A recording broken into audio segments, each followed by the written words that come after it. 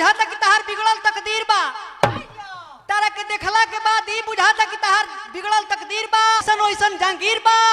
अरे तारा हाथ में खाली कटोरा के कमी बा, ना तो सारा लोग हई कहती कि सुदामा जी हुआ तब खानदानी फकीर बा। लड़की के देख के एगो लड़का का कहता, ए बसा चाचा डफरा के लयबा। लड़कवा कहता कि पायलर सूट ढीला ढाला ओठ चॉकलेट बा सुनर की रे ए पतर की रे तोर सामान डुप्लीकेट बा सुनर की रे तोर सामान डुप्लीकेट बा।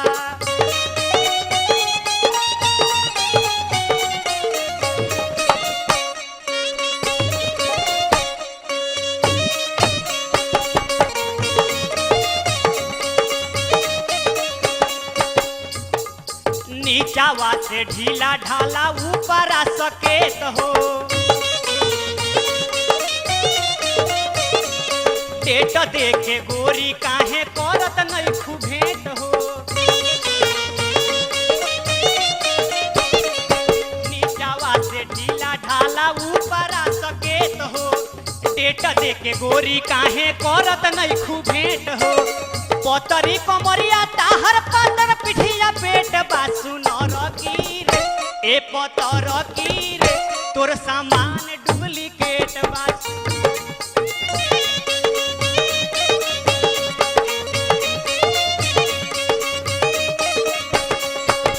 गोरे गोरे गलिया में पाउडर लगावेलू,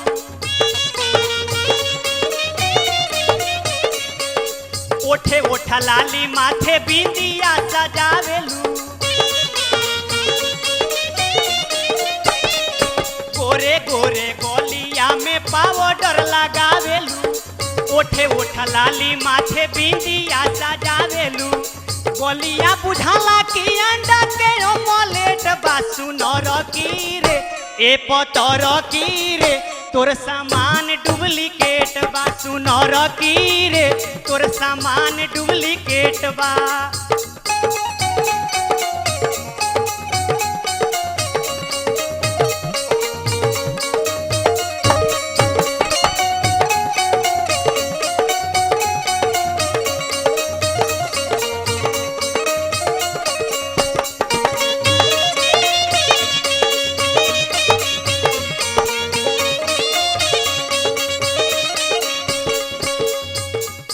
गोरे गोरे गाल एकर कारे कारे आँखिया, दादा हो मारतिया तीर छिकन अखिया। गोरे गोरे गाल एकर कारे कारे आँखिया, दादा हो मारतिया तीर छिकन अखिया। देह के समान एकर कुल्ही अल्फाबेट बा सुनर की रे ए पतर की रे तोर सामान डुप्लीकेट बा सुनर की रे तोर सामान डुप्लीकेट बा।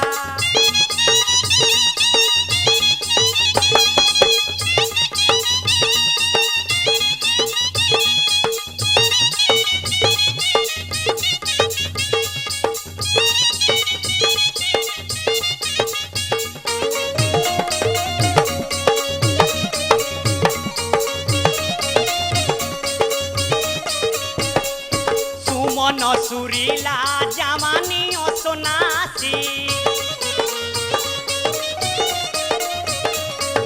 रंजन पौधे लगा के मरब फांसी।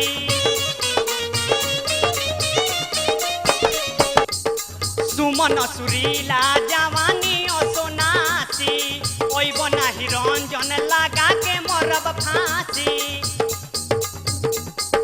भाई अनिल जी से दिनों राती भेंट बा सुनर की रे ए पतर की रे तोर सामान डुप्लीकेट बा सुनर की रे तोर सामान डुप्लीकेट बा।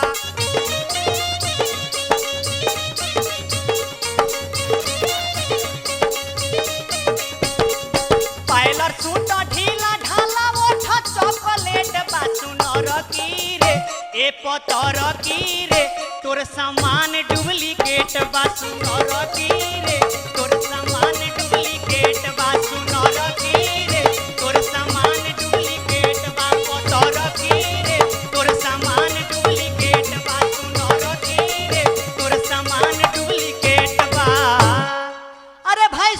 चौहान जी तहार दोनों आंख निम्न बा ए मर्दवा अरे तहार दोनों आंख निम्ने बा तारा कम लौकेला का हो तहार दोनों आंख निम्ने बा तारा कम लौकेला कहे लोग कहता कि सूर हो अरे हेकरा बारे में तारा पता नहीं खे एकरे घर सिवान जिला हता जलालपुर हो आवो गावो अपन कलाकारी दिखावो भाई।